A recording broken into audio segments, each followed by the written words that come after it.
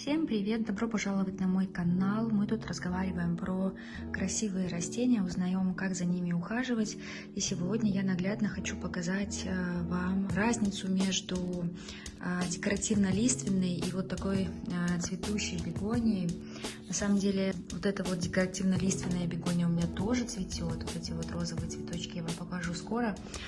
В общем-то, бегония представляет собой очень красивое такое декоративное растение, и на самом деле сложно пройти мимо таких пышных мясистых кустиков в магазине. Хочется заполучить один из таких себе домой. Меня привлек вот этот красно-черный цвет растения, достаточно редко встречается что-то подобное, все-таки зачастую это зеленые листья. Ну и эта цветущая бегония также не оставила меня равнодушной. И есть разные источники. Одни утверждают, что существует там всего 6 видов бегоний и 1000 гибридов. Другие утверждают, что есть 1000 видов бегоний и 2000 гибридов. Это правда. Растениями очень активно занимаются селекционеры, развивают эту культуру. И не только в Нидерландах, но и в Бельгии и в многих других странах. И в природе эти растения встречаются в Индии, в таких тропических жарких местах, например, в Африке, в том числе в Южной Америке. Поэтому вы уже можете догадаться примерно, какой уход ожидает от вас бегония. Считается, что у бегонии есть одна такая яркая, характерная выраженная особенность – это асимметрия листов. Вот посмотрите, здесь по сути то же самое. Листья, нету одинаковых, скажем так, по размеру, по пропорции листьев. Все они немножечко такие асимметричные. Вообще впервые бегонии были обнаружены в Вест-Индии, и их описал французский ботаник, и также изучал их монах, который впоследствии назвал свое открытие в честь человека, который был организатором научной экспедиции, и у него была фамилия Бегон. Так вот, откуда бегонии берут свое имя.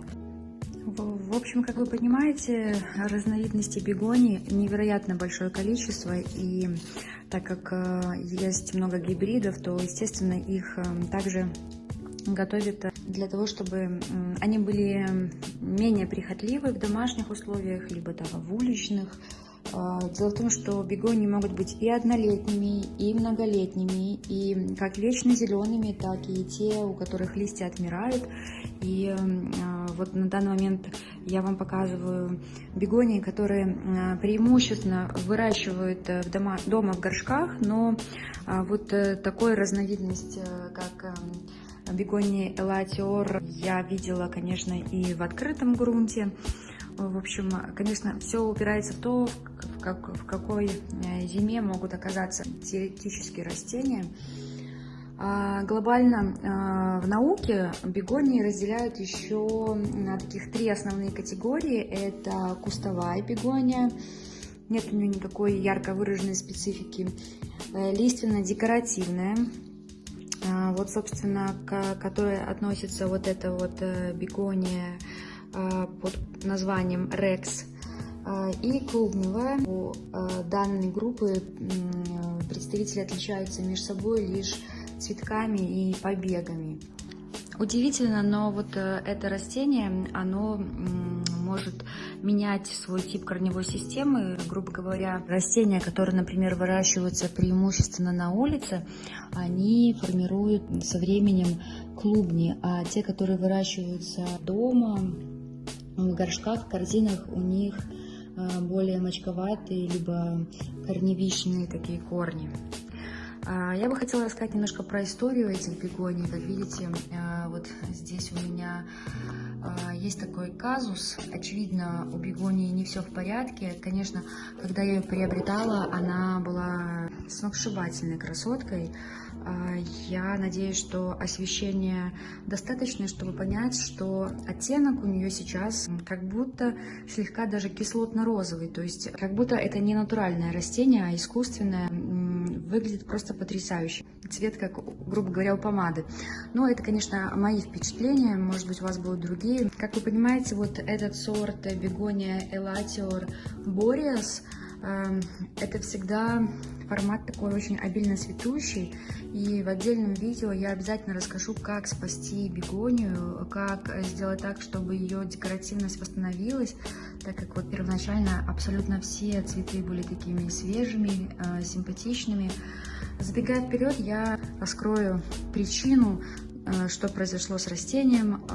У нас стоит аномальная жара, 30 с лишним градусов каждый день уже некоторое время, хотя страна с выходом к Северному морю, но, как мы знаем, климат меняется, и, в общем-то, тут еще я не доглядела, не доухаживала, не обеспечила, самое главное, это достаточную влажность.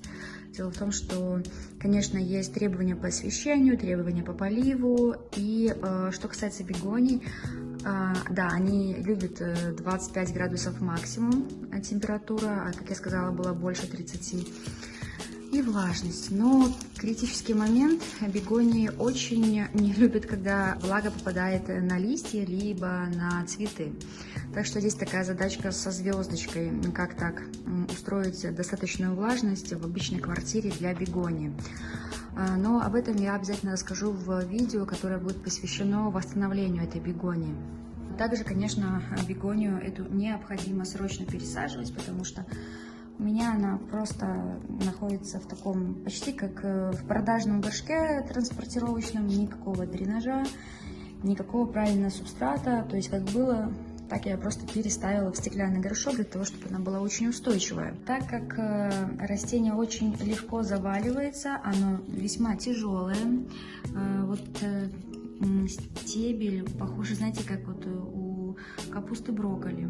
Он более пористый, более легкий, но все равно растение, оно тяжелое, и продается оно специально вот с такими вот направляющими палками, для того, чтобы в магазине не заваливалось и при транспортировке минимально ломалось. Как видите, листья, ну, как у всех бегоний, они такие мясистые, очень ломкие, их легко надломить, так что вот не зря оно снабжено вот таким каркасом дополнительным.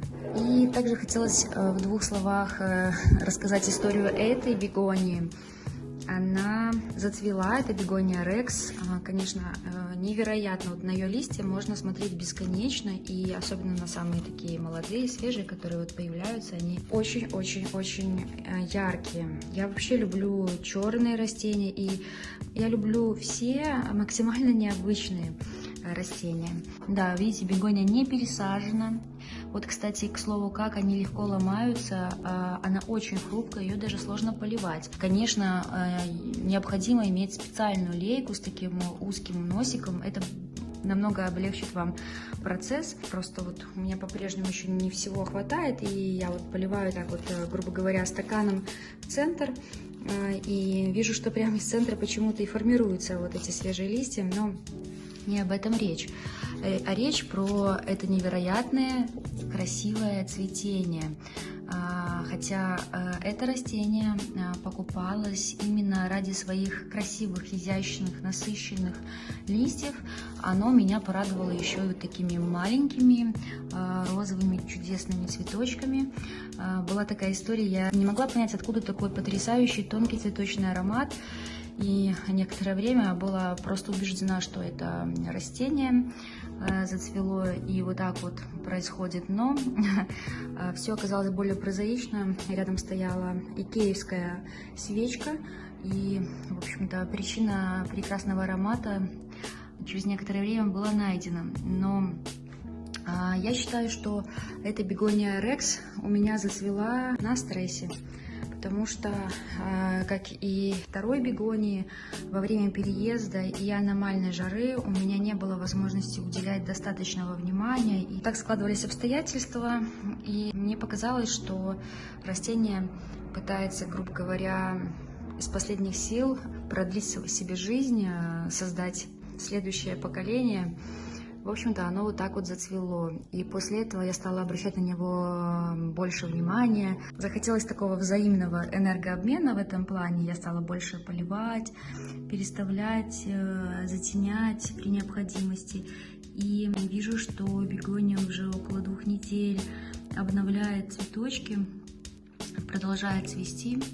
И вижу, что еще очень много таких бутонов, у которых все впереди. Друзья, если вы выращиваете дома бегонии, расскажите, какая у вас коллекция, какие сорта вам больше нравятся, те, которые вот с таким невероятно красивой листвой, либо с пышным цветением.